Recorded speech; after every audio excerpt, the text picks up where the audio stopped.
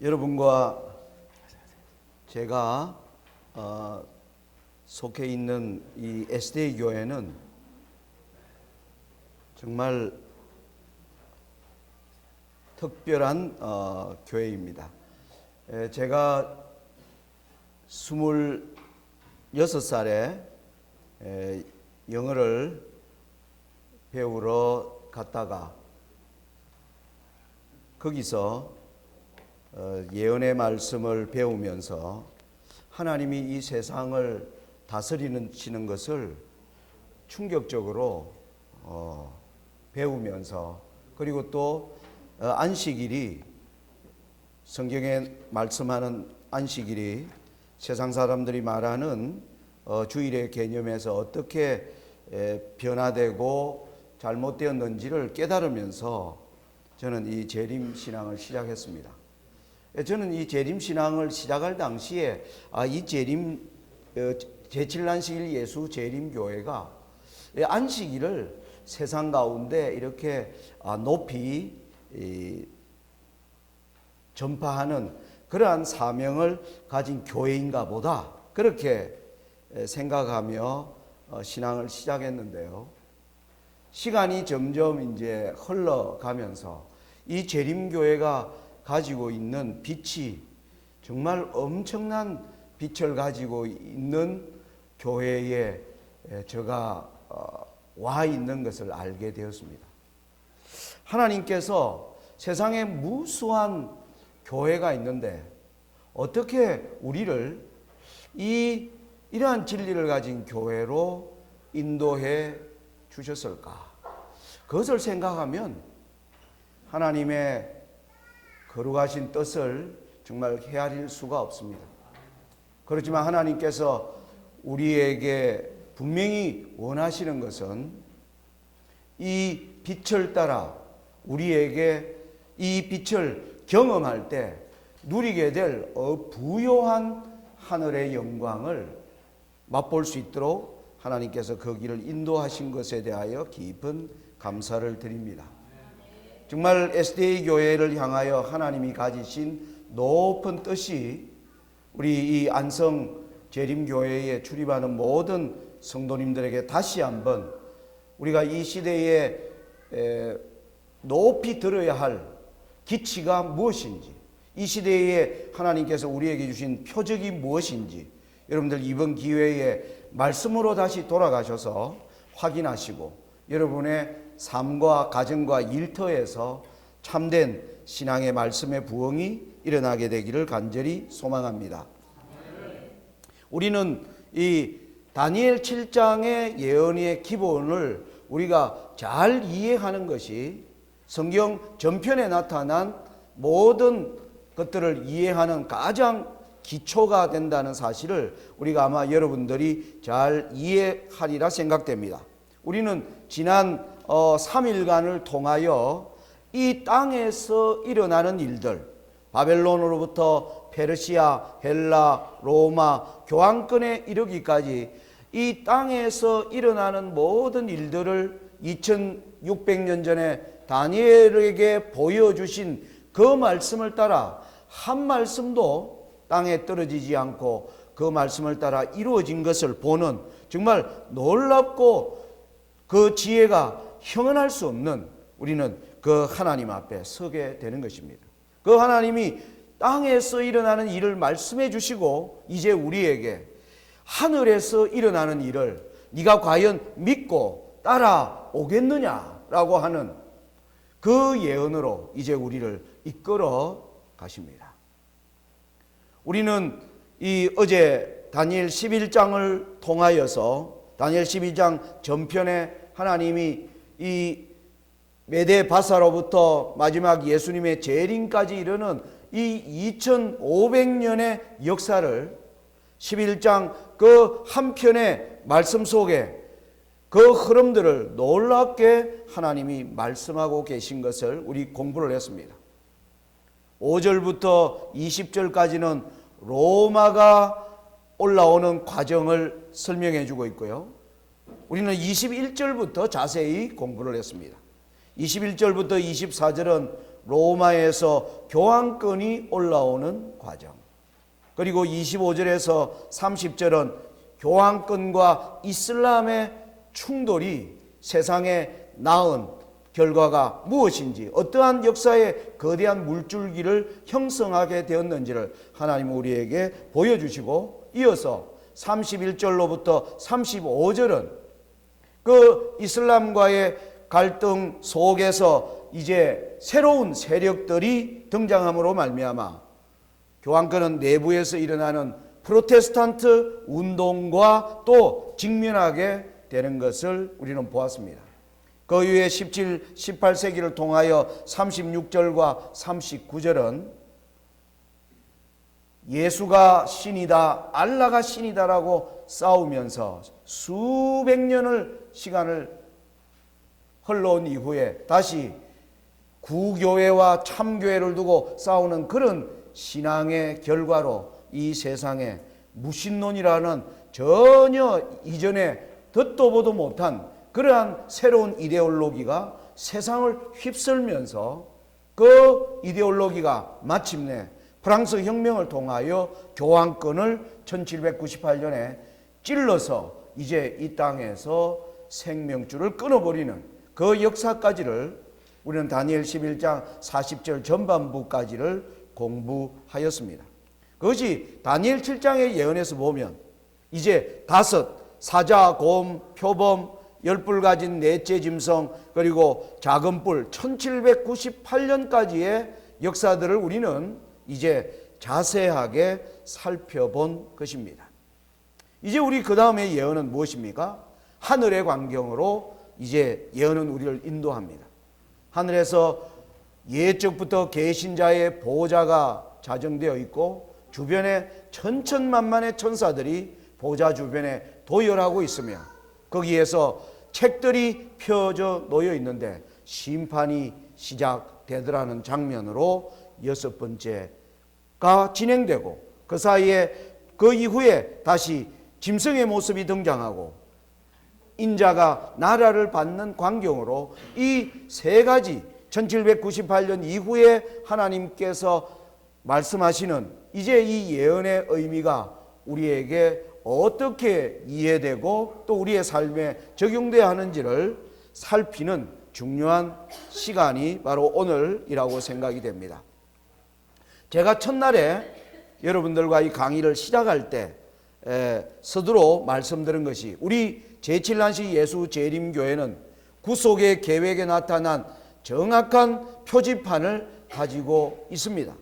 하나는 AD 31년 바로 다니엘서 9장에 기록되어 있는 7일에와 62일에와 마지막 한 일의 절반에 제사와 예물을 금지하리라는 그 예언에 기초한 때를 따라 AD 31년에 그 예수님의 그 십자가를 통한 그 표지판, 그리고 또 다니엘 8장 14절이 말하는 2300 주야의 끝이 이르를 때 바로 이 세상에 심판을 알리는 1844년에 이 두 개의 표지판을 우리는 잘 이해하는 가운데 지금 이 신앙의 길을 걸어가고 있습니다. 그런데 하나님은 또 하나의 이 시대의 표지판을 우리에게 말씀하고 계시는 사실 앞에 우리는 이제 모든 강의는 이제 이 내용을 향하여 모든 우리의 관심과 노력을 집중하게 될 것입니다.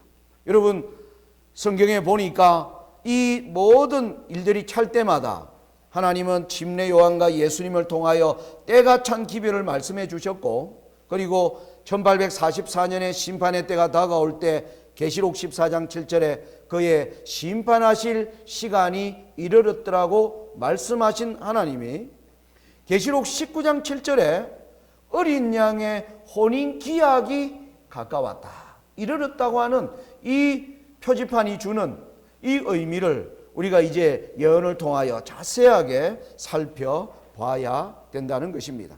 이 모든 것들이 다 무엇에 기초되어 있습니까? 예언에 기초되어 있습니다.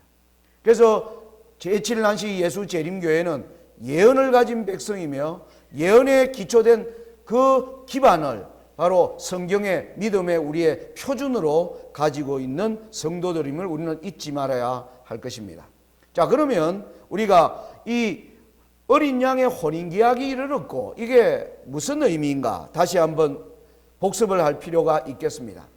계시록 19장 7절에는 우리가 즐거워하고 크게 기뻐하여 그에게 영광을 돌리세 어린 양의 혼인계약이 이르렀고 그 아내가 예비하였으니, 어린 양의 혼인계약이 구체적으로 어떤 내용인가를 우리가 이해하기 위해서는 계시록 21장 9절과 10절에 이리 오라 내가 신부 곧 어린 양의 아내를 너게 보이리라 하고 성령으로 나를 데리고 크고 높은 산으로 올라가 하나님께로부터 하늘에서 내려오는 거룩한 성 예루살렘을 보이니, 우리가 이 두 말씀을 이제 종합해 보면 어린 양의 혼인계약이 이르렀다는 말은 예수님이 저와 여러분이 소망하는 영원한 나라를 받으시는 바로 그 내용이 바로 어린 양의 혼인계약이라는 사실을 우리가 알게 되는 것입니다.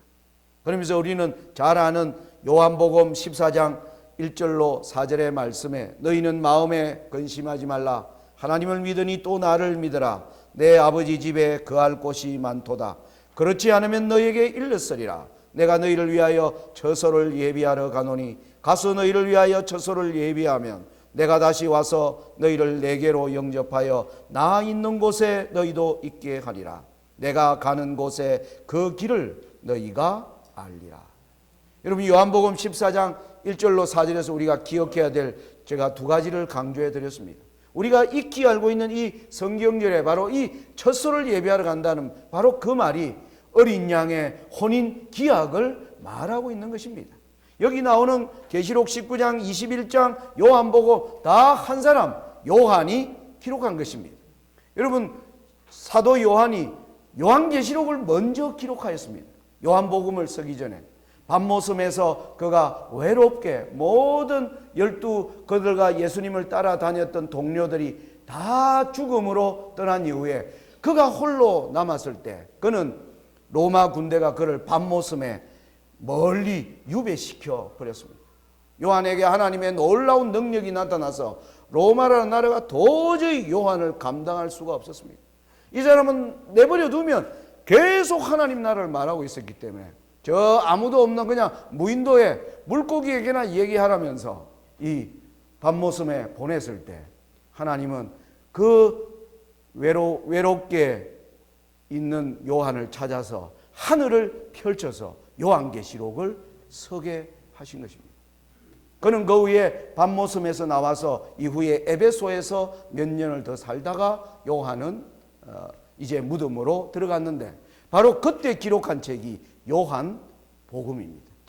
그는 계시록을 보면서 다시 한번 예수님의 사역에 대하여 다시 마태, 마가, 누가가 이미 예수님의 사역을 기록하였지만은 자신이 본 이 이상들을 종합하여 예수의 사역을 다시 한번 조망할 필요를 가지고 요한복음을 쓴 것입니다. 그래서 요한복음 14장에 이 처소를 예비한다는 이 의미는 바로 우리를 위하여 어린 양의 하늘에서 혼인 예식이 맞춰지면 내가 너희를 데려가겠다. 이 한 가지를 우리가 잘 기억해야 할 것이고요. 그리고 마지막 4절입니다. 우리는 14장 1절부터 3절의 내용에 익숙한데 4절이 내가 가는 곳에 그 길을 너희가 알리라. 무슨 뜻입니까?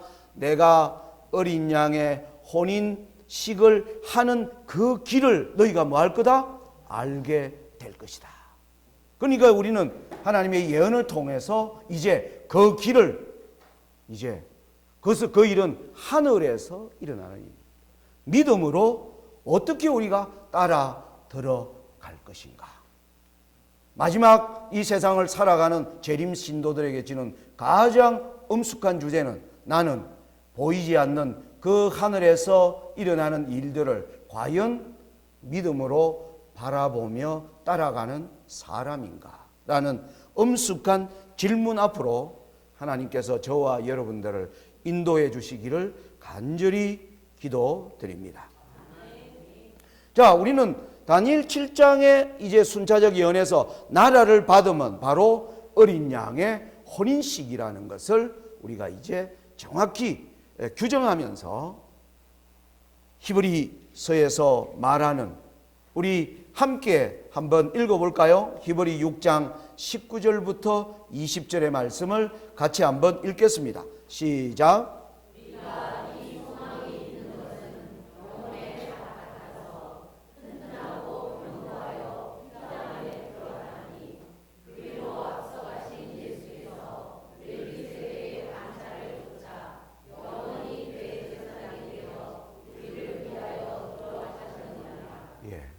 저와 여러분이 살아가는 2019년의 세상은 거대한 폭풍우가 지금 몰아닥치고 있습니다.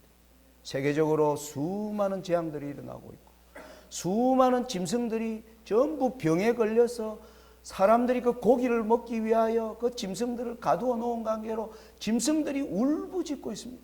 로마서 8장에 보면 피조물들이 탄식한다고 말했습니다. 엄청난 일들이 일어나고 있어요. 나라는 흔들리고 있고요. 그리고 우리의 삶은 점점 미래에 관하여 전혀 예측할 수 없는 거대한 폭풍우가 이 세상을 지금 점점 덮쳐오는 때에 우리가 살고 있는 것입니다. 여러분, 일기예보로 태풍이 다가온다 할 때 시시각각으로 태풍이 여러분 저 필리핀 남동쪽에 있습니다. 일본 오키나와를 통과했습니다. 이제 제주 해협을 통과하려고 합니다. 그리고 이제 남해안 지방으로 올라옵니다. 우리가 시시각각으로 들을 때마다 태풍을 대비하는 우리의 마음이 점점 어떠한 그 태풍이 감당할 수 없는 태풍으로 다가오는 이 때에 견고한 닻을 과연 내리고 있는가? 견고한 닻은 무엇인가 하니까 휘장 안으로 들어가는 것이 견고한 닻이라고 얘기합니다. 이게 이제 어떤 의미인가? 그 휘장은 우리보다 앞서가신 예수께서 멜기세덱의 반차를 쫓아 영원히 대제사장이 되어 우리를 위하여 들어가신 그 휘장이라는 겁니다. 그리로 따라 들어가는 게 살 길이다. 성경은 그렇게 말씀하고 있습니다. 자, 우리는 이제 휘장이, 대제사장이 들어가는 휘장은 바로 성소를 설명하고 있습니다. 모세를 통하여 하나님은 하늘에 일어나는 일을 믿음으로 보게 해주기 위해서 지상에 청사진을 보여주셨습니다. 그 성소를 우리가 보니까 정말 이 대제사장이 들어가야 할 휘장은 바로 첫 번째 뜰에서 회막으로 들어가는 그 첫 번째 휘장을 말하고 있고, 그리고 회막 안으로 들어가면 성소와 지성소를 가리고 있는 두 번째 휘장을 보게 되는 것입니다. 예수님이 이 휘장을 이리로 예수님이 들어가신 것처럼 우리가 믿음으로 따라 들어가기 위하여 우리는 이것이 우리에게 어떠한 의미를 주는지를 우리는 이제 깊이 살펴보아야 하겠습니다. 여러분, 성경 마태복음 22장 41절로 46절에는 다음과 같은 말씀이 있습니다. 이 파워포인트를 자세히 보시기 바랍니다. 바리새인들이 모였을 때 예수께서 그들에게 물으시되 너희는 그리스도에 대하여 어떻게 생각하느냐? 네 자손이냐? 대답하되 다윗의 자손이니이다. 가라사대 그러면 다윗이 성령에 감동하여 어찌 그리스도를 주라 칭하여 말하되 주께서 내 주께 이르시되 내가 너 원수를 너 발 아래 둘 때까지 내 우편에 앉았으라 하셨도다 하였느냐? 다윗이 그리스도를 주라 칭하여 선적 어찌 그의 자손이 되겠느냐 하시니 한 말도 능히 대답하는 자가 없고 그날부터 감히 그에게 묻는 자도 없더라. 여러분, 우리가 방금 읽은 이 내용은 예수님이 마지막 십자가를 위하여 예루살렘을 올라가셨을 때 거기에 유대의 지도자들이 모여 있는 그 무리들을 향하여 예수님이 직접 질문을 던지십니다. 그 유대의 오늘날 교회 지도자들입니다. 그들의 교회, 당신들은 이 유대의 교회를 인도하면서 당신들은 메시아를 기다린다. 그리스도를 기다린다. 그 그리스도가 다윗의 자손으로 온다라고 유대 백성들은 가르치고 있었습니다. 그것을 다시 한번 확인시켜 주었습니다. 당신들이 얘기하는 그 메시아 그리스도가 누구의 자손이냐? 그랬더니 지도자들이 한결같이 다윗의 자손이죠. 그렇게 이야기를 하니까 예수님이 그러면 당신들이 믿는 메시아는 다윗의 자손으로서의 메시아를 믿고 있는데 다윗이 성령에 감동하여 어떻게 44절에 주께서 내 주께 이르시되 내가 너 원수를 너 발 아래 둘 때까지 내 우편에 앉았으라 하셨도다 하였는데 다윗이 그 메시아를 왜 주님이라고 불렀는가? 당신들은 다윗의 자손으로 온다고 믿고 있는데 그 다윗은 그분을 자기의 자손으로 말하지 않고 정작 다윗은 나의 주님이라고 부르는 그 의미가 뭔지 대답해 보라 했더니 아무도 대답을 못하는 거예요. 아무도 대답을 못하는 거예요. 이 예수님이 얘기하는 이 성경절은 시편 110편에서 인용되어 있는 말씀입니다. 시편 110편은 총 7절까지 되어 있는데요.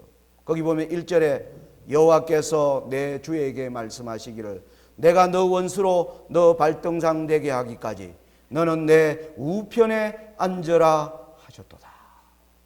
여러분 이 말씀을 제가 이 강의의 시간을 너무 많이 할애할 수가 없습니다. 간단하게 말씀드리면 이겁니다.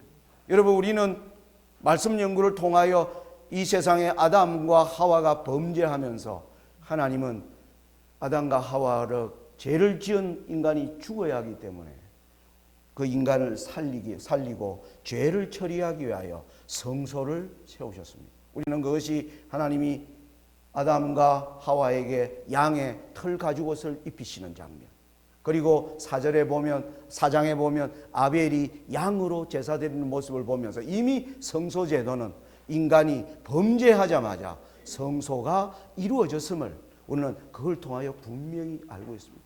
성소는 죄가 시작된 이후 하늘 우주의 본부입니다. 그 본부의 아버지의 보좌가 성소 안에 있는 것입니다. 우리는 모세의 성소를 통하여 아버지의 보좌가 바로 언약궤가 있는 그 속죄소 위에 하나님의 색이나 영광이 드러나는 그 광경을 통해서 하나님이 자신의 보좌를 우리를 살리시기 위하여 우리를 죄로부터 완전하게 하기 위하여 하나님께서 성소를 세우시고 그 성소에 자신의 보좌를 두신 것입니다. 그 하나님이 여기 시편 110편 1절은 그 아들에게 말하는 겁니다. 아들아 니도 알다시피 내 보좌가 여기 있지 않냐. 너도 여기로 들어오라.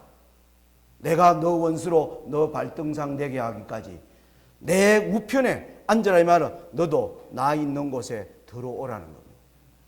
여러분 이 말이 무슨 뜻입니까? 하나님의 보좌가 있는 그 성소로 들어가려면 우리가 조금 이후에 공부하겠지만 반드시 피를 가지고 들어가야 됩니다. 그 말은 아들에게 무슨 말을 하는 겁니까? 아들아 너 피를 가지고 들어오라. 십자가가 바로 여기에서 깊은 의미를 우리에게 주고 있는 것입니다. 너가 내 보좌 우편에 앉기 위하여 너가 너 피를 가지고 들어오라. 예수님이 이 생각을 지도자들에게 묻는 겁니다. 그들이 메시아를 오랫동안 기다리면서 다윗의 자손으로는 메시아를 그렇게 설교하지만 정작 다윗이 그리스도를 주라 칭하면서 말하고 있는 이 의미에 대하여 당신들은 어떻게 생각하느냐? 그 당시 교회 지도자들은 아무도 그들의 그 질문에 대하여 성경에 분명히 말씀되어 있음에도 불구하고 알지 못하는 것을 볼 수 있습니다. 여러분 시편 110편 이 내용의 중요성에 더불어 4절을 보면 바로 내 우편에 앉는 게 뭐냐 하면 4절에 여기 여호와는 맹세하고 변치 아니하시리라. 이러시기를 너는 멜기세덱의 반차를 좇아 영원한 제사장이라. 이 성소 안으로 들어오려면 예전에 이 하나님이 있는 보좌로 들어오려면 아론의 반차를 따라 들어갔습니다. 그런데 예수님은 아론의 반차가 되려면 레위 지파 사람들이 아론의 반차가 될 수 있는데, 여러분 예수님은 유다 지파였기 때문에 하나님이 별도의 반차를 준비하신 것입니다. 너는 멜기세덱의 반차를 쫓아 바로 영원한 제사장이라. 방금 우리가 읽은 히브리서 바로 9장의 내용에서 예수님이 앞서가신 그곳이 멜기세덱의 반차를 쫓아, 이 모든 것들이 바로 시편 110편 1절 이것과 관련되어 있음을 우리가 이제 확인할 수가 있습니다. 자, 그러면 우리는 여기서 그리스도 메시아에 관한 성경적 시각은 뭐냐? 바로 다윗의 자손으로서의 메시아가 초점이 아니라 다윗의 주로서의 그리스도를 알아야 한다는 것입니다. 다윗의 주의 그리스도는 어떤 분인가? 바로 멜기세덱의 반차를 쫓아 대제사장이 되셔서 휘장 안으로 들어가신 그리스도를 바로 성경은 다윗의 주로서의 그리스도다라고 설명한다고 우리가 요약할 수 있겠습니다. 자, 이제 우리 이것을 알고 우리가 히브리서 8장의 몇 절을 우리가 좀 자세히 감사합니다. 읽어 보겠습니다.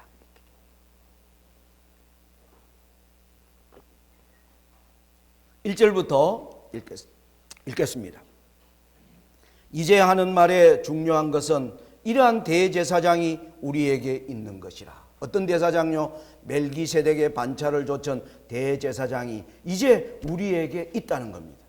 그가 하늘에서 위엄의 보좌 우편에 앉으셨으니, 여러분 바로 시편 110편의 말씀을 잘 정리해 주고 있습니다. 그분이 멜기세덱의 반차를 좇아 휘장 안으로 들어와서 위엄의 보좌 우편에 앉으셨으니, 그런데 그 앉으신 성소는 2절에 성소와 참장막에 부리는 자라.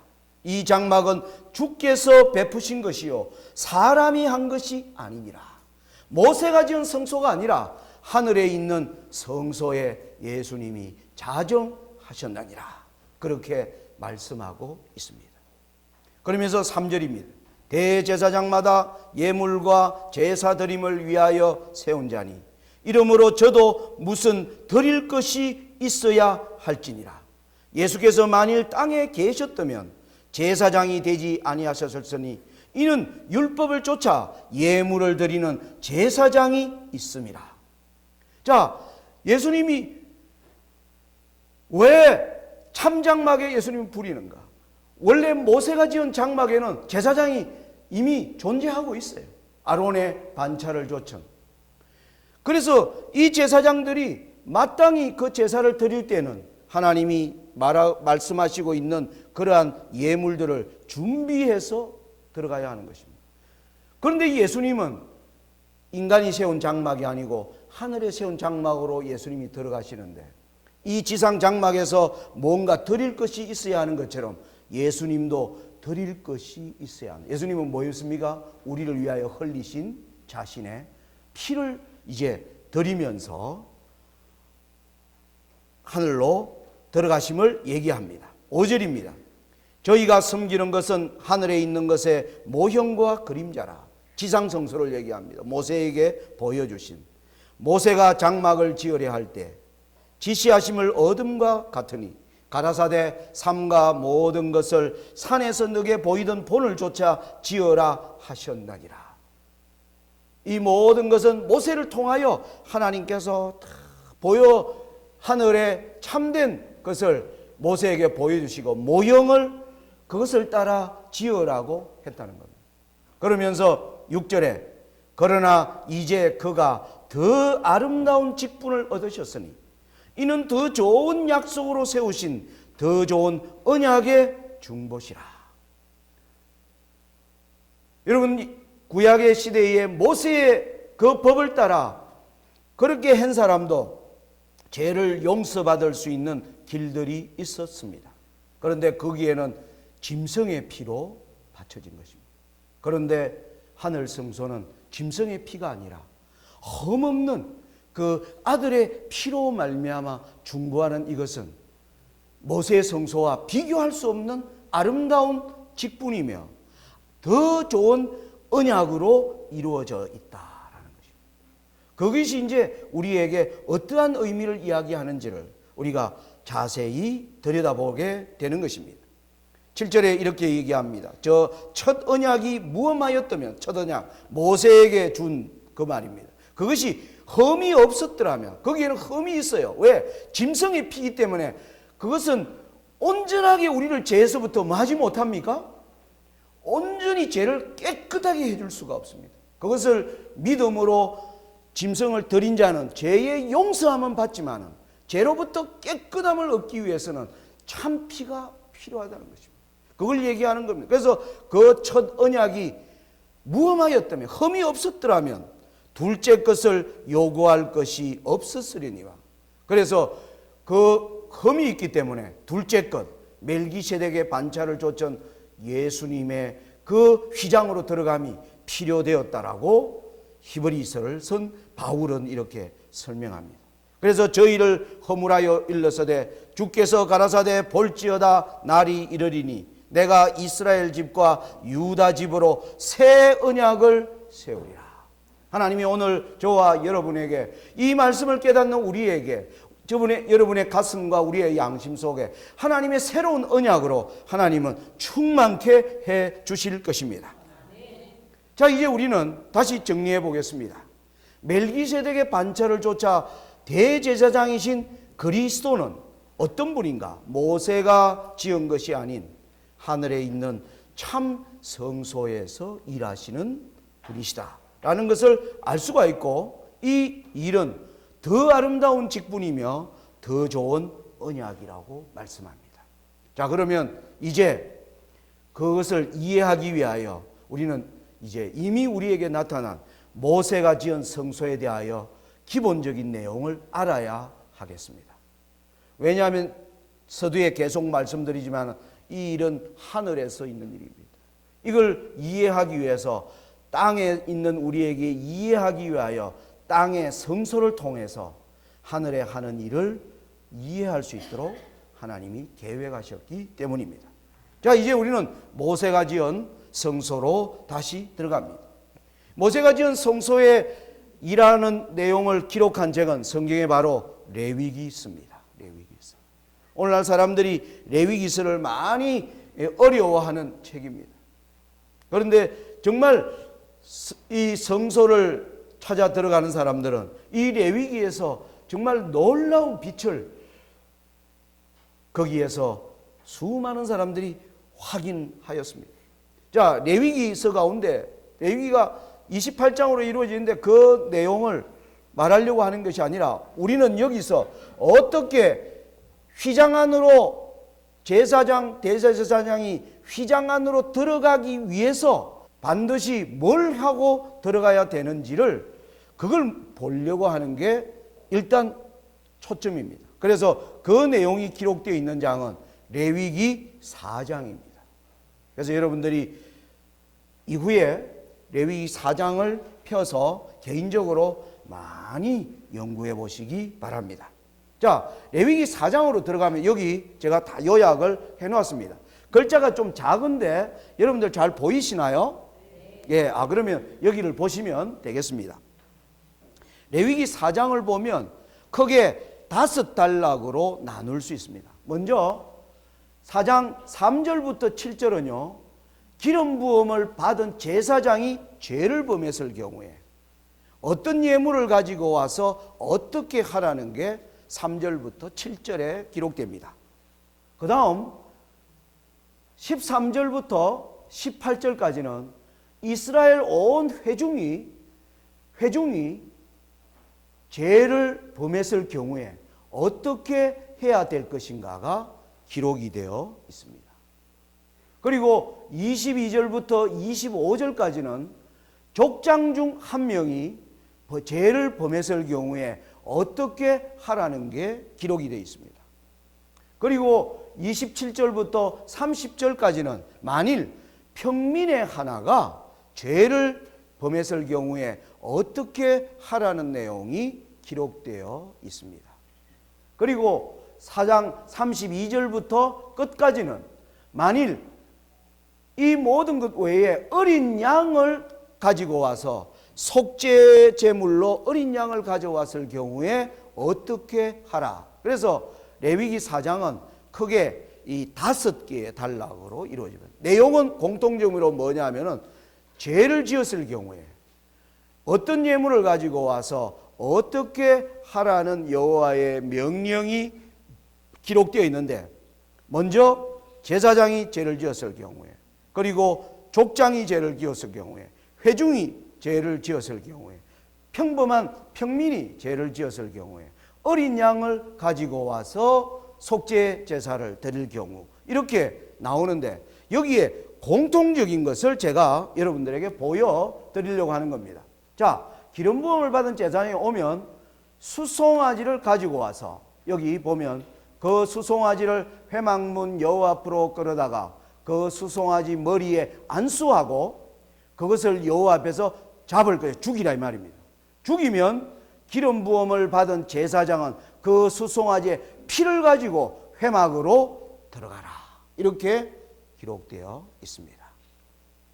자, 회중이 죄를 범했을 경우에 수송아지를 가지고 와서 어떻게 회막 앞으로 끌어다가 수송아지 머리에 안수하고 그것을 여호와 앞에서 잡을 것이요, 잡고 나면 기름 부음을 받은 제사장은 그 송아지 피를 가지고 회막으로 들어가라.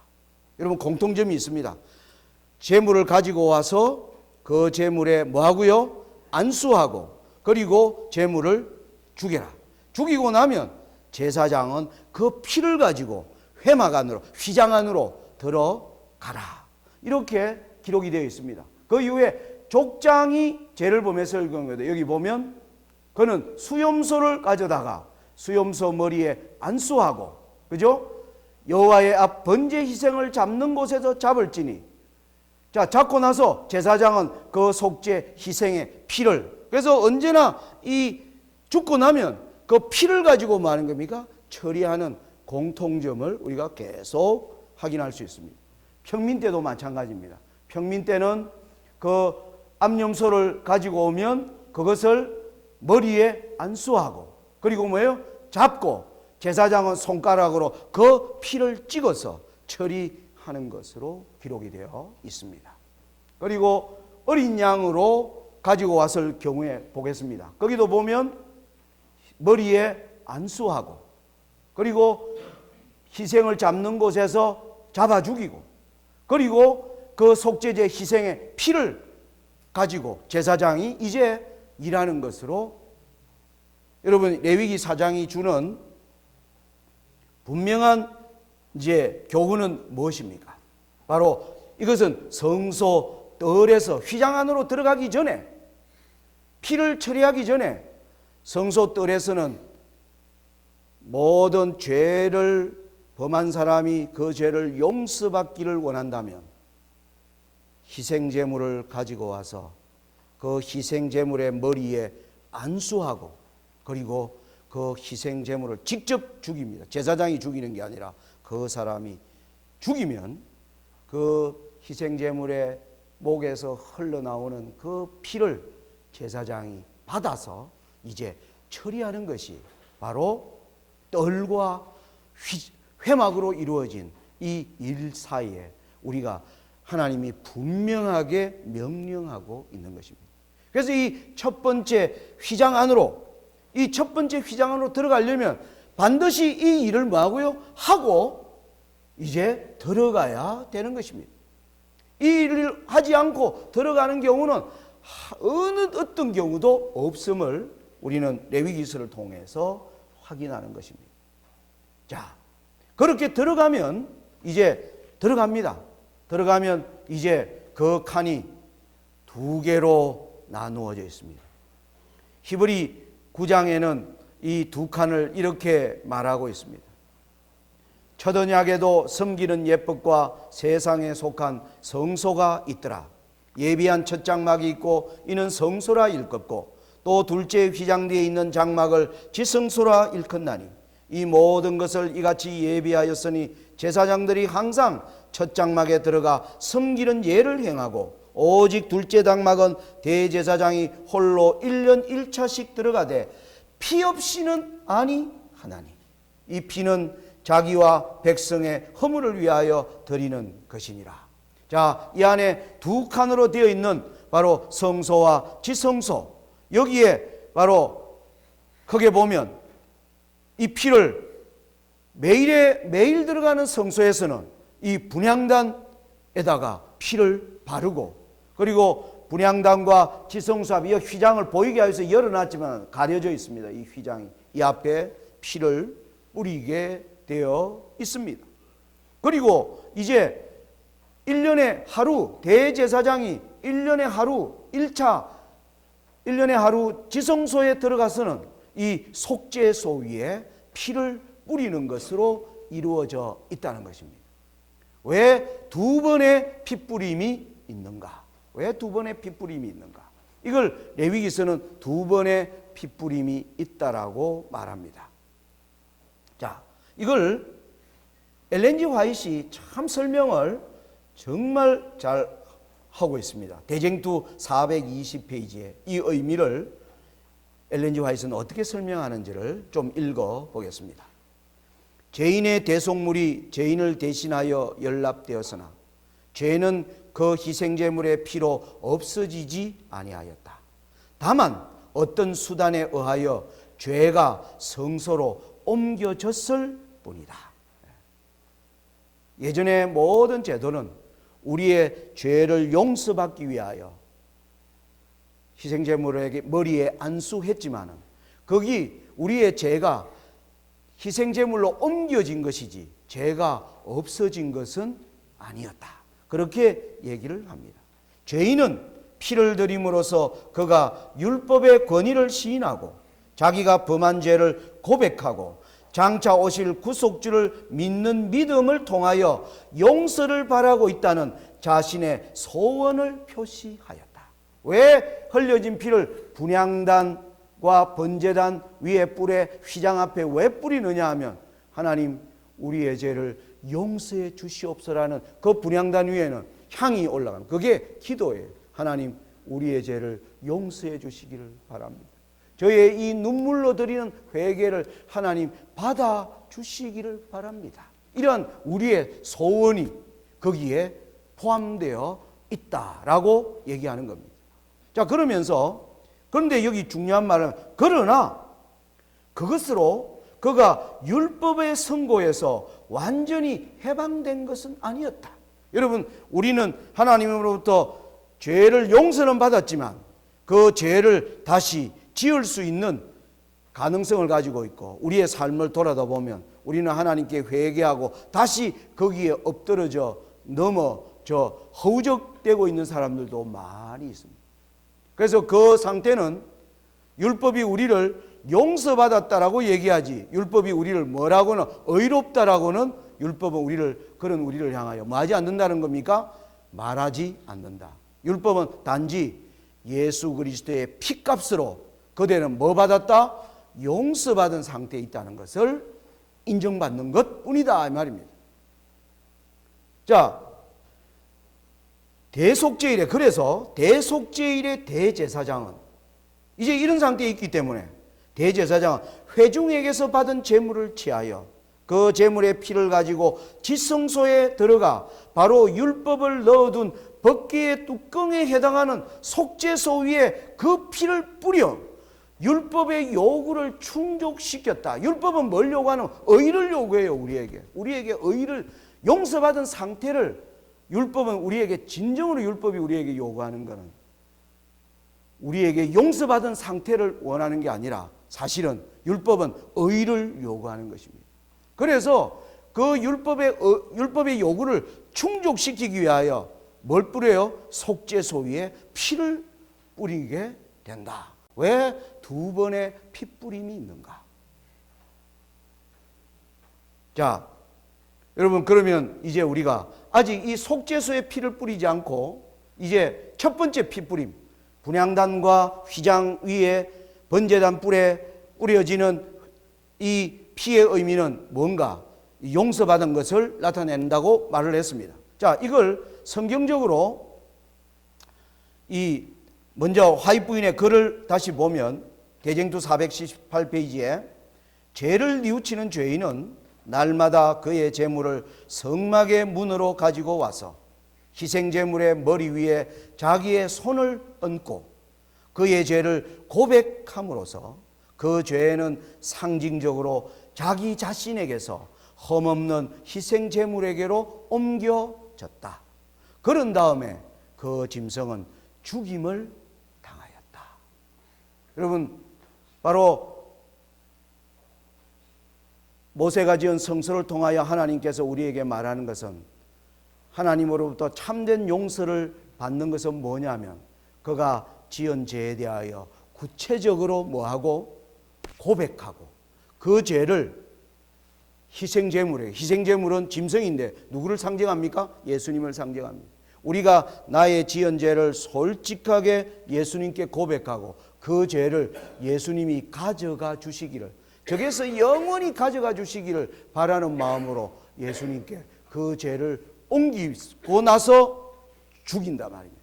예수님이 십자가에서 우리를 위하여 죽으신 것은 우리에게 그러한 희생, 예수님의 희생 앞에서 죄의 고백과 그 죄를 버리고자 하는 그 심령을 가지고 회개하기를 하나님은 바라고 계시는 것입니다.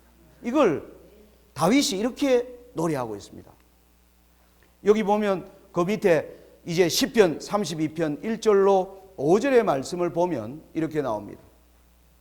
허물의 사함을 얻고 그 죄의 가리움을 받은 자는 복이 있도다. 마음에 간사가 없고 여호와께 정죄를 당치 않는 자는 복이 있도다. 내가 토설지 아니할 때에 종일 신음함으로 내 뼈가 쇠하였도다. 주의 손이 주야로 나를 누르시오니 내 진액이 화하여 여름 가물에 마름같이 되었나이다. 내가 이르기를 내 허물을 여호와께 자복하리라 하고 내 주께 내 죄를 아뢰고 내 죄악을 숨기지 아니하였더니 곧 주께서 내 죄의 악을 사하셨나이다.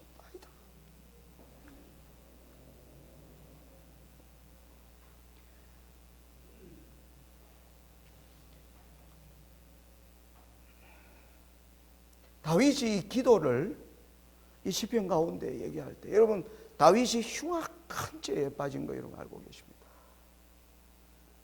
그가 그 자기의 지은 죄로부터 하나님께 완전히 자기가 어떠한 것으로 여호와를 떠났는지에 대한 마음의 깊은, 여기 보면 진액이 몸에 있는 모든 뭐예요? 그것이 다 흘러나가는 것 같은 그러한 고통을 가지고 이제 주님께 나간 겁니다. 그 죄를 진정으로 고백하고 얘기했더니 하나님이 내 죄의 악을 사하셨나이다. 저는 재림신앙을 하면서 이런 회개를 이전에 해본 적이 없습니다. 저는 이 죄에 대하여 이렇게 다윗이 얘기하는 이 의미가 무엇인지 오랫동안 알지 못하고 신앙을 했습니다. 이제 그 의미가 뭔지 좀 더 구체적으로 우리 공부하면서 이제 알게 될 것입니다. 스가랴 선지자는 이런 얘기를 합니다. 그들이 그 찌른 바 그를 바라보고 그를 위하여 애통하기를 독자를 위하여 애통하듯 하며 그를 위하여 통곡하기를 장자를 위하여 통곡하듯 하리로다. 하나님의 백성들의 마음속에 자기 죄를 때문에 울고 통곡하는 게 마침 자기의 가장 사랑하는 아들이 죽었을 때와 같은 그러한 통곡으로 자기의 죄를 인해서 통곡하는 일이 있을 것을 스가랴 선지자는 말씀하고 있습니다. 여러분, 여기서 우리는 질문을 던져봐야 됩니다. 그리스도를 믿고 회개한 자들은 분향단 위에 핏뿌림을 받았는데 왜 속죄소 위에 다시 피를 뿌리는가? 여러분, 오늘날 교회 안에 떠도는 수많은 믿음으로 말미암는 의, 죄가 용서받는다는 칭의의 이러한 가르침 속에 레위기서와 히브리서가 보여주는 이런 사상으로 가르치는지 성서의 빛으로 잘 점검해 보아야 합니다. 오늘날 수많은 교회는 죄를 가볍게 취급하고 있습니다. 죄를 가볍게 이야기하고 있습니다. 그래서 백성들 사이에 죄에 대한 깊은 자복과 회개가 없이 하나님께서 우리를 용서해 주셨다고 믿는 그러한 믿음과 고백들이 교회 안에 가득 차 있습니다. 왜 우리는 여기서 생각해 봐야 됩니다. 우리는 정말 우리가 예수님 앞에 나의 죄를 진정으로 고백하고 예수님께 나아왔으면 예수님은 우리를 위하여 자신의 피를 뭐에 뿌려주셨어요? 분향단 위에 뿌려주신 것입니다. 속죄소 위에 뿌려준 게 아니에요. 그런데 성경은 왜 속죄소에 뿌려져야 되는가? 우리는 두 번의 핏뿌림을 받아야 합니다. 한 번의 핏뿌림을 받은 사람은 이 두 번의 핏뿌림을 받은 사람이 하늘에 들어갑니다. 이게 성경을 통해서 확인해야 하는 것입니다. 과연 그런가? 오늘날 대부분의 사람들은 예수 믿고 내가 들어왔으면 구원 얻은 게 아니냐 이렇게 생각하는데 성경은 과연 그렇게 이야기하고 있는 것인가? 여러분, 사도 베드로는 베드로전서 1장 1절과 2절에 이렇게 얘기합니다. 예수 그리스도의 사도 베드로는 본도, 갈라디아, 갑바도기아, 곧 아시아와 비두니아에 흩어진 나그네, 곧 하나님 아버지의 미리 하심을 따라 성령의 거룩하게 하심으로 순종함과 예수 그리스도의 핏뿌림을 얻기 위하여 택하심을 입은 너희들에게 이던 자들에게 편지하노니 은혜와 평강이 너희에게 더욱 많을지어다. 초대교회에 수많이 흩어져 있는 하나님의 백성 이미 핏뿌림을 받았어요. 그들은 예수님께 죄의 용서를 받았어요. 그런데 여기 그들을 향해 다시 예수 그리스도의 핏뿌림을 얻기 위하여 택하심을 입은 자들이라고 얘기하고 있는 것입니다. 여러분, 여기서 우리는 다윗의 이 회개에 대하여 한번 생각을 좀 해보겠습니다. 오늘 시간이 조금 오바돼도 여러분들 이 내용을 좀 우리가 자세히 기본적인 것은 들여다봐야 되기 때문에 좀 이해해 주시기 바랍니다. 아까 우리 시편 32편 1절로 5절에 다윗의 이 고백을 보았습니다. 자, 다윗이 어떻게 범죄했는가? 여러분, 사무엘라 11장에 보면 다윗이 어느 날 지붕 위에 있다가 목욕하는 여인을 발견하면서 그는 정말 놀라운 믿음의 사람이었습니다. 여러분, 사무엘 상에 보면 사울에게 쫓겨다니면서 오직 하나님만을 의지하고, 그리고 사울에게 복수할 수 있는 수많은 기회가 왔지만은 여호와의 기름 부음 받은 자에게 하나님이 그 모든 것에 대하여 갚아주시라는 것을 알고 충성되이 따라간 이 다윗이 아주 놀랍게 추락하는 것을 우리는 보게 되는 것입니다.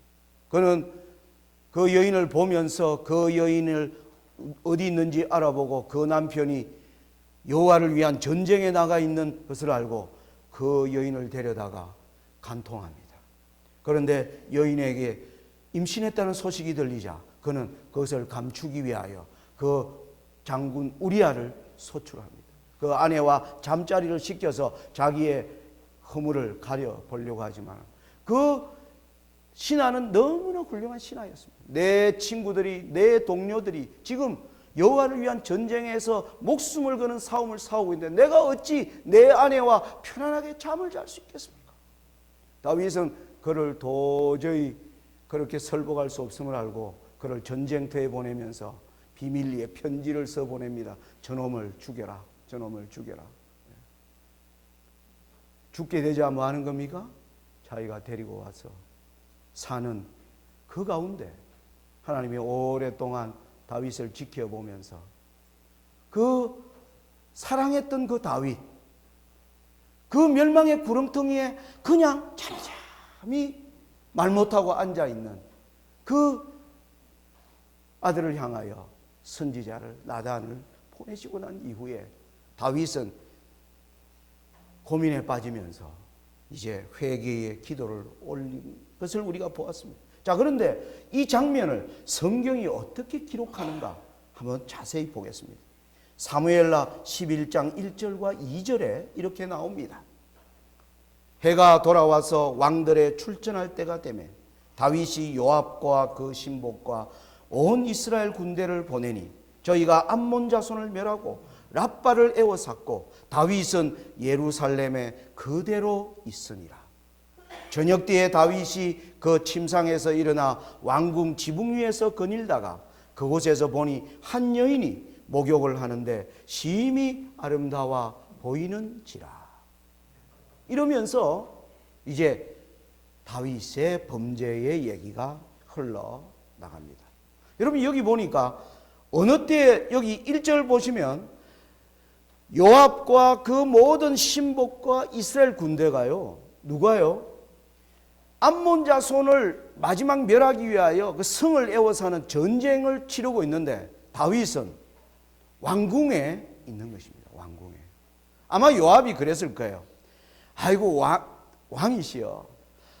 왕이 이제는 편안하게 좀 쉬세요. 엔조이도 하시고. 언제까지 이 전쟁을 우리가 쳐도 됩니다. 예? 왕은 편안하게 좀 쉬세요. 이 전쟁 우리가 가서 싸울 테니까. 그러니까 왕이 그래 너가 뭐 우리가 계속 지금 연전연승했는데 너만 가도 되겠지. 그래서 다윗은 뭐인 거예요? 출전 안 하고 있었다는 겁니다. 그런데 이게 사무엘하 11장이에요. 사무엘하 그 앞에 몇 절을 제가 보겠습니다. 여러분 이 유다가 있는 이 지역에는 괴롭히는 나라들이 아람, 암몬, 모압, 에돔, 블레셋, 아말렉 이런 나라들이 틈만 나면 그래서 다윗은 이 모든 그 족속들을 다 굴복시키는 전쟁을 하는 내용이 앞에 기록되어 있습니다. 거기 보면 사무엘하 8장 1절과 2절에는 이후에 다윗이 블레셋 사람을 쳐서 항복받고 블레셋 사람의 손에서 메덱 암마를 빼앗으니라. 또 다윗이 또 모압을 쳐서 저희로 땅에 엎드려 다윗이 모두가 뭐냐면 모든 전쟁에 다윗이 앞장서서 나갑니다. 왜? 이 전쟁은 여호와의 전쟁이기 때문에 그렇습니다. 사람의 전쟁이 아니었습니다. 그래서 그는 모든 전쟁에 나갑니다. 13절에 보면 다윗이 염곡에서 에돔 사람 1만 8천을 쳐 죽이고 돌아와서 명예를 얻으니라. 여러분 이 사무엘하 8장에 이렇게 사무엘하 바로 10장에는 다윗이 아람 병거 700성의 사람과 마병 4만을 죽이고 또 군대 장관 소박을 치매 거기서 죽으니라. 여러분 사무엘하 11장 이전에 다윗은 모든 전쟁에요 다 참여를 했습니다. 여러분 다윗이 범죄하게 된 다윗의 범죄는 어디에서 비롯되었을까요? 여러분 고대 다윗은 왕이었습니다. 고대 왕정제도 고대 뭐 에돔 모압 하면 다 왕들이 있죠. 그 왕정제도의 일반적인 통념이 뭐냐면 왕은 신이다. 왕은 하나님이다. 왕은 이 말은 무슨 얘기예요? 왕은 마음대로 할 수 있다. 예? 왕이 뭐 여자 예쁘고 하면 왕은 그 여자를 취할 수 있지. 왕만큼 왕은 하나님과 같은 자리. 이게 이방 사람들이 가지는 생각이었습니다. 그런데 다윗은 어떤 사람이었느냐 하면 다윗은 왕은 하나님이 왕이시다. 이걸 언제나 생각하고 살아가는 사람이었습니다. 그런데 그가 무너진 것입니다. 그가 높은 자리로 올라가면서 신하들이 주변에서 왕이여 이제는 좀 쉬세요. 이제는 좀 즐기세요. 그러자 그는 바로 다윗이 범한 전제는 바로 뭐예요? 하나님이 왕이시다라는 것을 뭐예요? 버린 것이었습니다. 하나님이 왕이시다라는 것을 잊어버렸습니다. 거기에서부터 죄가 뭐예요? 시작된 것입니다. 사단이 딱 보니까 뭐예요? 정신이 나갔어요. 그를 온전히 붙잡아주는 그 분명한 것은 그는 왕이었지만 하나님이 왕이시다. 나는 그의 도구에 불과하다. 이게 그를 붙잡는 힘이었습니다. 그런데 그 생각에서 벗어난 것을 보할 때 사단이 뭐예요? 됐다.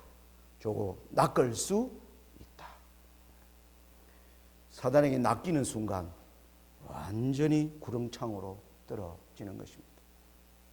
여러분 다윗이 바로 이것을 고백하고 있는 것입니다. 자기의 이 죄의 진정한 이 죄의 성질이 어떠한 것인가를 다윗이 깊이 회개하는 것입니다. 우리가 하나님 앞에 죄를 용서받는 것이 어떤 의미인가? 우리는 성소제도를 통하여 나는 정말 그 희생제물을 가지고 와서 슬퍼하는 마음으로 그 죄를 고백하고 그 죄를 예수님께 드렸는가? 나는. 어떤 사람은 그 죄를 가진 채로 예수님께 얘기하면 여전히 어떤 사람이 그래요. 어떤 예쁜 여자를 만나는 겁니다. 부인 몰래 만나면서 이 잘못된 걸 알아요. 교회 가서 하나님 용서해 주시면 하면서도 그 마음속에 그 여자를 내일 만나려고 하는 겁니까? 생각하고 있는 것입니다. 우리의 죄의 회개와 고백이 이런 것들이 막 널려 있습니다. 이 회개가 과연 하나님께 간합되는 회개인가? 우리는 이 성소의 진리 앞에서 깊이 생각해 봐야 하는 것입니다.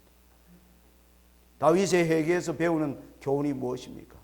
나의 회개는 그리스도의 핏부림을 얻었는가? 제가 이 자리에 설 수 있는 자격이 없는 사람입니다. 부끄러워서 말할 수 없는 것들이 너무 많아요. 제가 이것을 하나하나 깨달아가면서 제가 이 진리를 조금 공부해야 되겠다라고 생각이 시작한 것은 제가 이 신앙을 시작한 지 거의 25년이 지난 이후에 전혀 변화가 없는 저의 삶 속에서 겉으로는 변화가 있었습니다. 겉으로는 교회에 장로직을 하고 있고 중국에서 선교를 하고 있고 교회를 개척하고 사람들은 와서 아이고 손장로님 훌륭하시네요. 이런 얘기를 듣고 있었지만은 제 마음속에 저는 근본적으로 여전히 하나님 앞에 용서를 구하고 그 죄를 다시마는 즐거워하고 있는 제 자신의 모습이 25년이 지난 후에도 똑같은 모습이었습니다. 이 저의 이런 모습은 제일 잘하는 사람이 누굴까요? 가족입니다. 우리 아내가 눈치채고 있고 우리 딸과 아들도 다 알고 있어요.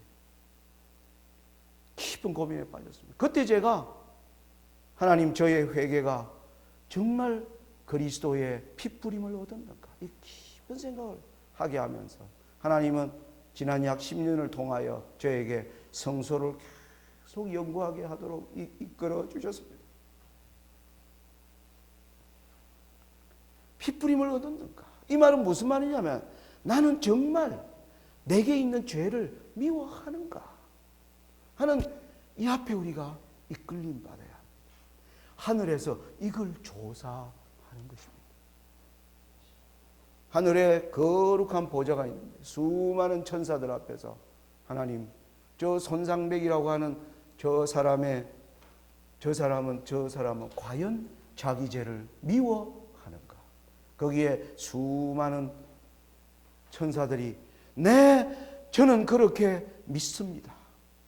하나님의 심판은 공의롭고 참됩니다. 할 때 그의 이름을 어디에 옮겨라? 생명책에 옮겨 기록하는 것입니다.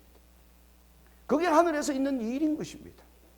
오늘 우리가 이러한 하늘에서 이루어지고 있는 이 앞에 우리는 어떠한 사람으로 지금 서 있어야 하는가? 깊은 생각을 하게 되는 것입니다. 여기 보면 히브리 9장 7절은 피 없이는 아니하나니 이 피는 자기와 백성의 허물을 위하여 드리는 것이. 우리 참되게 회개한 우리들은 뭐였습니까?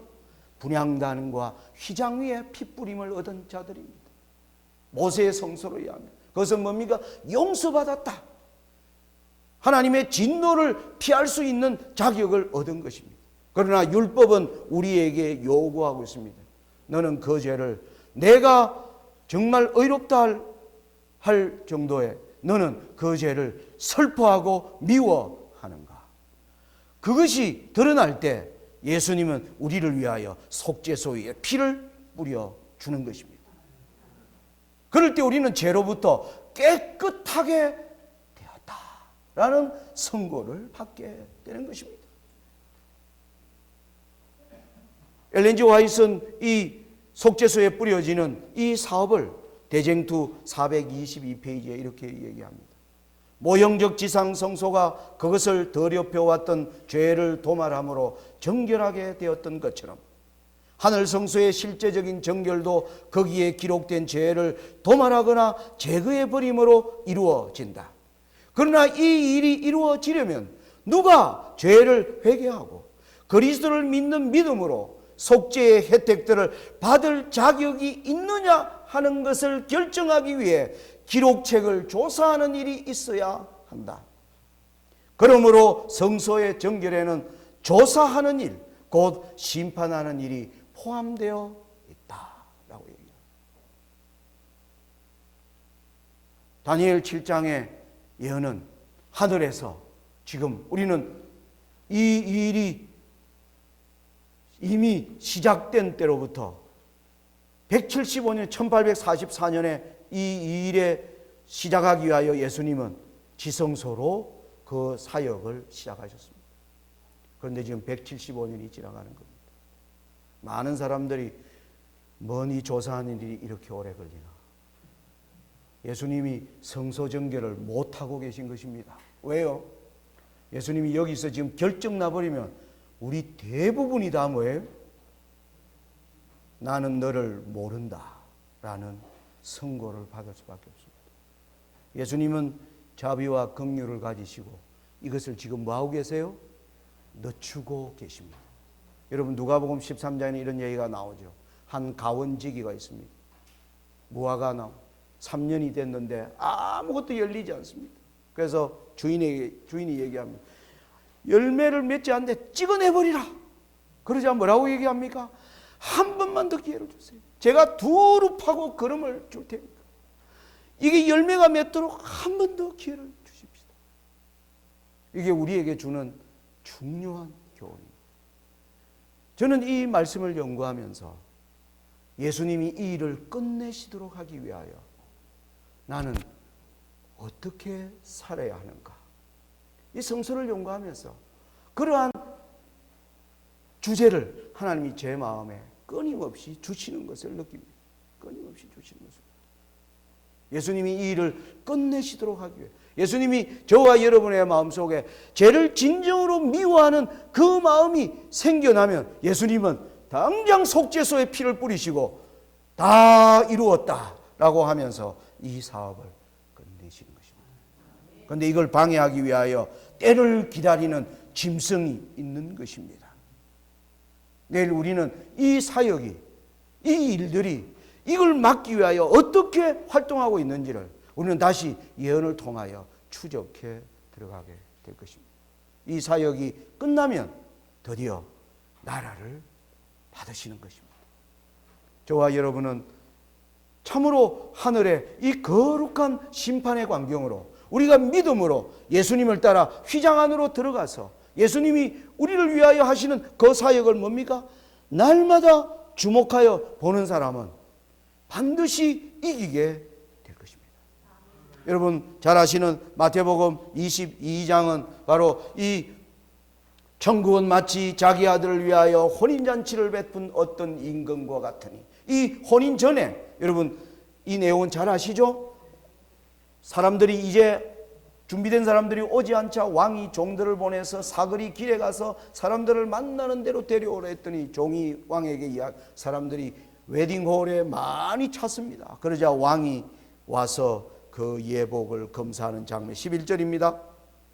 임금이 손을 보러 들어올세 거기서 예복을 입지 않은 한 사람을 보고 가로되 친구여 어찌하여 예복을 입지 않고 여기 들어왔느냐 하니 저가 유구무원이었늘 임금이 사환들에게 말하되 그 수족을 결박하여 바깥 어두움에 내어 던지라 거기서 슬피 울며 이를 갈미 있으리라 하니라. 청함을 받은 자는 많되 택함을 입은 자는 적으니라. 여러분 이 비유를 얘기하면서 엘렌 G 화이트는 대쟁투 428페이지에 이렇게 이야기합니다. 마태복음 22장의 비유에도 결혼에 대한 동일한 상징이 소개되었는데 거기서도 조사 심판이 혼인 예식보다 먼저 진행될 것을 분명히 나타낸다. 혼인 예식이 있기 전에 왕이 먼저 와서 모든 사람이 다 예복 곧 어린 양의 피로 씻어 깨끗하게 된 품성의 옷을 입고 있는지를 알기 위하여 손님들을 살펴보게 된다. 부족한 것이 발견되는 자는 밖으로 내어 쫓김을 당하지만은 검사한 결과 혼인 예복을 입은 것이 인정되는 자는 모두 하나님의 간합하심을 받고 그분의 나라에 들어가 그분의 보좌에 앉을 자격을 얻게 된다.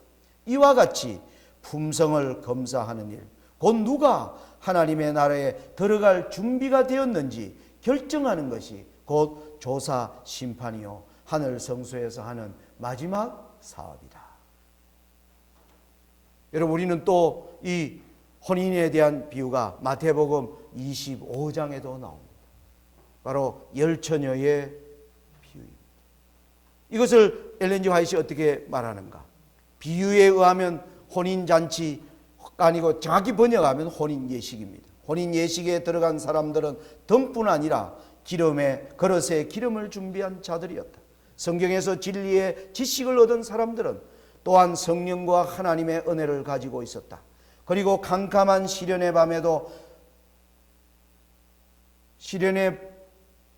밤에도 참고, 잘못 쳤습니다. 참고 기다린 사람들은 더욱 광명한 빛을 얻기 위하여 성경을 상고하였고 그들은 하늘 성소에 관한 진리와 구주의 봉사의 변동을 깨닫고 믿음으로 하늘 성소에서 봉사하고 계시는 그분을 따라갔다. 여러분, 여기 열처녀의 비유는 신랑을 따라 들어가는 경험, 바로 휘장을 따라 들어가는 것을 설명하고 그 사람들이 바로 슬기로운 처녀.